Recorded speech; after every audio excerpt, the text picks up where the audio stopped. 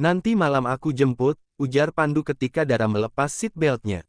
Nggak usah, aku mau pulang ke kosan. Oke, aku telpon Leo dulu. Biar.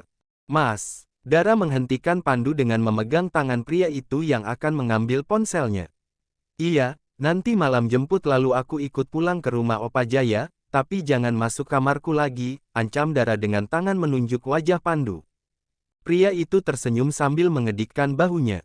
Pergilah, nanti terlambat. Ah iya, jangan dandan terlalu cantik, titah Pandu. Apalagi sengaja menarik simpati pria lain. Tidak perlu dandan, aku sudah cantik. Tuh tahu, makanya nggak usah macam-macam. Begini saja sudah bisa bikin aku tegang, ungkap Pandu dan dibalas cebikan oleh Dara. Dasarnya aja otakmu, cepat keluar, keburu aku hilaf. Jangan lupa hubungi bunda kamu, bilang standarnya terlalu rendah. Aku masih sangat layak dan pantas dijadikan menantu, tutur Pandu dan Dara hanya berekspresi mengoceh tanpa suara mengejek pria itu. Baik, Mas Pandu, nggak usah kangen karena aku nggak bakal kangen. Brak, astaga, ucap Pandu kala Dara menutup pintu mobil dengan keras. Seharusnya aku dulu, mungkin sikapnya lebih lembut. Asteris. Muka lo, kenapa? Tanya Vio. Dara yang masih mematut wajahnya di cermin kecil menjawab mengedikan bahu. Gimana urusan lo sama Harsa dan Pandu? Gil 4 ya, bisa-bisanya lo direbutkan oleh dua cowok cakep dan tajir. Ralat mbak, mending dikejar Mas Pandu aja daripada si Harsa itu. Beh, sejak kapan panggilan sayangnya berubah jadi, Mas Pandu, ujar Vio sambil menirukan gaya lebaynya. Dara mengabaikan Vio lalu merapikan alat make up dan menyimpan semua di loker, hanya membawa ponsel saja. Sebentar lagi jam kerjanya dimulai, hendak menuju lantai 15 di mana meja kerjanya berada. Tunggu dulu, jadi gimana masalah lo sama Harsa dan si ganteng yang punya hotel? Udah nggak ada urusan lagi dengan Harsa. Aneh juga dia belum nikah sama Citra. Padahal Citra lagi hamil. Mas Pandu ya gitu. Gitu gimana? Tanya Vio. Agresif, jawab Dara sambil berbisik. Hah serius? Lo udah diapain aja? Tanya Vio tanpa sadar dan menurunkan suaranya. Otak kamu ya, mana ada aku diapa-apain? Sahut Dara sambil menyentuh bibirnya lalu cemberut. Vio tergelak bahkan sampai menepuk bahu Dara. Nggak usah belaga nggak suka begitu, palingan nanti candu. Sudah ngobrol sama kamu ujung-ujungnya obrolan dewasa.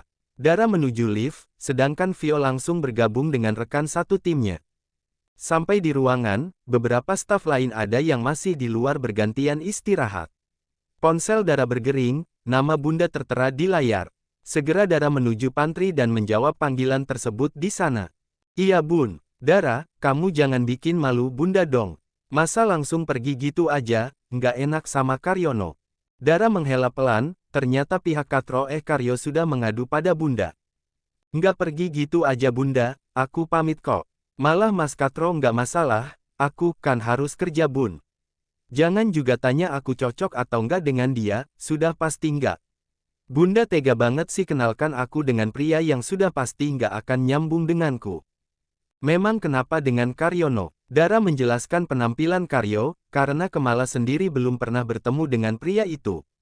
Ayahku saja ganteng bun, bapaknya Citra juga nggak malu-maluin, Papa Surya kalau dilihat gagah banget.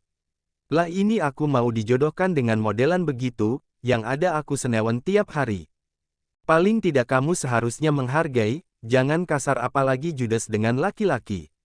Katanya kamu datang dengan pria, siapa?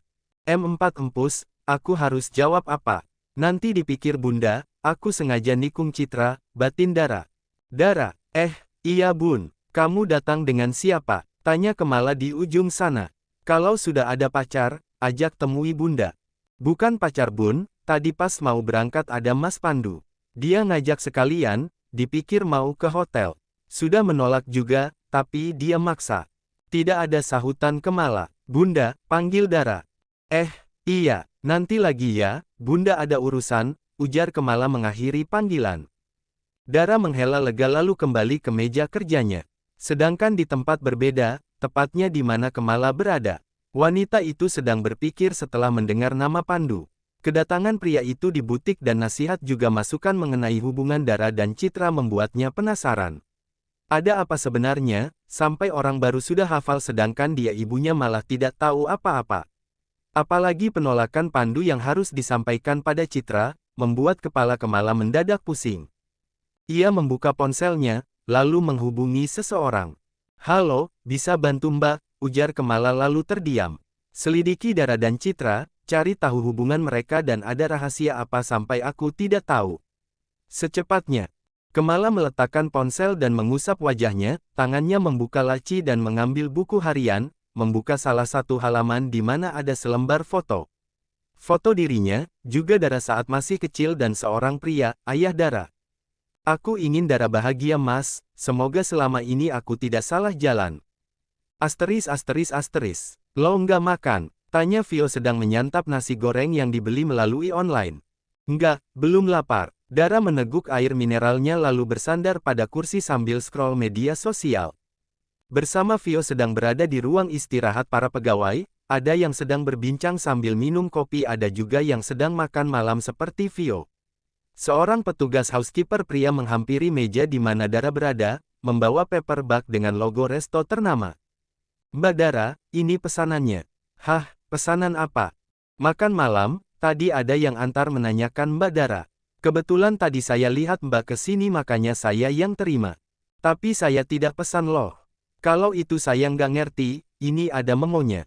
Ditujukan untuk Dara Larasati, asisten eksekutif. Vio mengambil alih paper bag dan memastikan memo yang dibaca tadi. "Iya ini punya lo." "Ya udah makasih ya," ujar Vio lalu mengeluarkan isi dari paper bag. Box makanan dengan menu premium dan terlihat lezat dan menggoda. "Gila, ini pasti enak banget." "Dari siapa?" tanya Vio. Di luar kemasan box ada kartu ucapan. "Selamat makan, Miss You Always," ucap Dara dan Vio serempak saat membaca kartu ucapan. "Nggak ada namanya. Ini gambar apaan?" tanya Vio karena bukan tanda tangan melainkan seperti gambar hewan. Panda," jawab Dara yang sudah tahu siapa pengirim makanannya. Ponselnya bergetar, pesan masuk dari Pandu. "Mas Pandu nolak aku." "Memang gimana Bunda ngomongnya, kok bisa dia langsung nolak aku?" Citra mencecar Kemala. Saat ini kedua wanita itu berada di kamar Citra, membicarakan apa yang direncanakan sebelumnya. "Hush, jangan teriak, nanti kedengaran dari luar, nggak enak." "Alasan Mas Pandu menolak aku itu apa?" "Bunda nggak ngerti, malah belum sempat bilang apa-apa. Dia sendiri temui Bunda di butik terus sampaikan yang tadi Bunda bilang." "Datang ke butik?" tanya Citra tidak percaya dengan yang disampaikan Kemala. Pasti karena Dara, dia sudah tikung aku Bun." "Bunda jangan bela dia karena aku bukan anak kandung Bunda dong." "Citra, mana ada Bunda lakukan itu. Kamu jangan picik, belum tentu juga Pandu begitu karena Dara. Dia bilang sudah ada gadis lain di hatinya."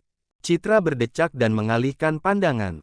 Sudah pasti karena kedekatan bersama Dara yang membuat Pandu enggan membuka hatinya. Yang ada di benaknya, entah pelet apa yang digunakan Dara sampai bisa menaklukkan pria-pria hebat. Sebelumnya Harsa dan sekarang Pandu. Bahkan Surya dan Jaya terlihat lebih menghargai perempuan itu. "Bunda ke kamar dulu, istirahatlah. Jodoh tidak akan kemana, kalau memang Pandu jodohmu dia pasti datang." Mulut Citra mengumpat kasar setelah kepergian Kemala.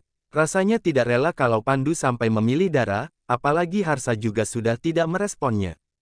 "Lihat saja nanti, aku tidak akan biarkan kamu dengan Pandu. Kembali saja pada Harsa." "Mana Babang Ganteng?" tanya Vio yang sejak tadi mengekor langkah Dara. Saat ini mereka sudah keluar dari hotel dan Dara menunggu kedatangan Pandu. "Itu kayaknya," tunjuk Dara hanya dengan tatapannya. "Buset, mobilnya bro. Kita kerja seumur hidup belum tentu bisa nabung buat beli yang kayak gitu. Lo cepet deh nikah sama itu laki, biar bisa merubah nasib. Jangan lupa sama gue ya, yang penting kasih kerjaan yang bisa merubah hidup gue." "Ngomong apaan sih, aku pulang ya." Mobil Pandu sudah berhenti tidak jauh dari kedua perempuan itu berdiri. Vio sempat merengek ikut sampai kontrakannya dan hanya dibalas oleh Dara dengan menjulurkan lidah.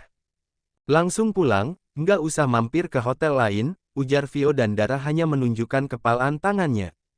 Pandu keluar untuk membuka pintu dan mempersilahkan Dara masuk, sempat berbisik mengucap salam dan mengingatkan untuk mengenakan seatbelt. "Ayo jalan, mau mampir kemana dulu?" Tanya Pandu sambil kembali melaju. Langsung pulang, aku udah ngantuk. Makanannya habis nggak? Tanya Pandu lagi sambil fokus dengan kemudi. Berdua sama Vio, menunya kebanyakan, sahut Dara lalu menyandarkan kepalanya dan memejamkan mata. Pandu menoleh sekilas dan tersenyum lalu kembali fokus pada kemudi. Papi sudah pulang. Hah, benarkah? Tadi siang, jawab Pandu. Aku sarankan tidak usah temui beliau dulu. Ada masalah di perusahaan, dia akan fokus dengan hal itu. Apa yang lain tidak bisa mengatasi sampai Opa harus juga turun tangan. Pandu menghentikan mobilnya karena lampu lalu lintas, lalu menoleh ke samping. Menjelaskan bukan masalah tidak ada orang yang mampu mengatasi masalah, hanya saja masalah itu disebabkan dari dalam. Mas Harsa, tidak fokus sampai buat masalah, mungkin sedang ada masalah dengan Citra. Iya, kenapa juga mereka belum menikah, lama-lama perut Citra keburu besar. Pandu terkekeh, ternyata Dara memang sepolos dan sebaik itu. Tidak paham juga kalau semua itu adalah kebohongan Citra, untuk mendapatkan Harsa. Kamu masih percaya kalau Citra hamil? Pandu kembali menggerakkan roda empatnya karena lampu sudah berganti hijau. Sebagai sesama laki-laki, aku tahu kenapa Harsa menolak bertanggung jawab karena kalau Citra hamil sudah pasti bukan anaknya. Masa sih, Citra seperti itu? Jangan bicarakan orang lain. Bagaimana kalau kita bicarakan masalah, kita, usul Pandu. Ada apa dengan kita? Mobil itu perlahan menepi dan berhenti, Dara bahkan sampai menatap sekitar memastikan ada masalah apa sampai Pandu malah berhenti. Padahal sekarang sudah lewat dari jam 11 malam. Mas, kok berhenti? Ada apa dengan kita? Kamu masih tanya. Memang ada masalah apa dengan kita? Dara balik bertanya. Aish. Pandu mengusap wajahnya. Masalah kita, aku tidak ingin ada lagi katro-katro lain yang dikenalkan denganmu. Hindari juga Harsa dan aku akan bicara dengan bundamu mengenai hubungan kita. Mas, aku kan belum jawab perasaanku untuk kamu. Tidak perlu dijawab, memang kamu rela kalau aku beralih pada Citra atau Citra yang lain. Entah mengapa rasanya seperti sesak membayangkan kalau Pandu merespon Citra bahkan bersikap lebih dari itu. Dia sudah merelakan bunda yang lebih banyak memperhatikan Citra, meski perempuan itu bukan saudara kandungnya. Tidak masalah, karena Citra lebih butuh kasih sayang seorang ibu. Terlihat dari karakternya saat ini. Harsa, Citra dengan sadar merebut pria itu. Untuk yang satu ini, Dara juga bersyukur karena terungkap sudah bagaimana seorang Harsa yang mudah sekali membuka hatinya untuk perempuan lain termasuk juga membuka pakaiannya. Untuk Pandu, rasanya tidak rela dirinya harus berbagi dan mengalah pada perempuan yang tidak tahu bersyukur dan terima kasih. Bagaimana? Tanya Pandu. Mas, aku masih simpan gunting dan, Pandu langsung merebut tas yang resletingnya hendak dibuka oleh Dara lalu diletakkan di jok belakang. Aku masih bisa cium sampai kamu kewalahan kalau berani macam-macam dengan rambutku. Kamu tidak rela aku dengan perempuan lain, kan? Di sini, tunjuk Pandu pada Dara. Sebenarnya sudah ada aku, hanya aku. Pandu menatap Dara, meski dengan penerangan seadanya tapi bisa dirasakan kalau tatapan mereka mengandung cinta. Bisa kita pulang sekarang? Pandu menghela nafasnya, lagi-lagi Dara mengalihkan perhatian. Dara Larasati, aku mencintaimu. Tidak peduli kamu jawab atau tidak, yang jelas kamu hanya milikku. Jalan, cepat, aku kebelet pip. Astaga. Pandu menyugar rambutnya lalu kembali melaju. Ini bukan alasan kamu untuk menghindar, kan? Bukan. Lagi pula aku ingin suasana lebih romantis mendengar kata cinta dari kamu bukan kayak tadi, di bawah tiang listrik dan penerangan lampu jalan. Pandu tergelak lalu menginjak gas agar laju mobil lebih cepat. Kalau nanti di kamar kamu dan berhenti aja mas, aku naik taksi ke kosan. Lama-lama ngeri juga dekat kamu yang mesum. Mesum gimana? Kamu ingin suasana romantis, ya salah satu pilihannya di kamar kamu. Berdua saja, lampu temaram, aroma terapi lalu tidur dengan nyenyak. Jangan-jangan semalam bukan pertama kali Mas Pandu menyelinap ke kamarku. Pandu terdiam, memang bukan pertama kali. Meski sebelumnya tidak sampai tertidur seperti semalam. Mas Pandu, aku hanya melindungi kamu, gimana kalau ada penjahat masuk ke kamar kamu? Bahaya, kan? Penjahatnya kamu, Mas. Aku jahat karena kamu sudah mencuri hatiku. Oke, My Panda. Pandu terkekeh lalu mengusap kepala Dara. Lihat saja nanti, Aku pasti ke kamarnya lagi.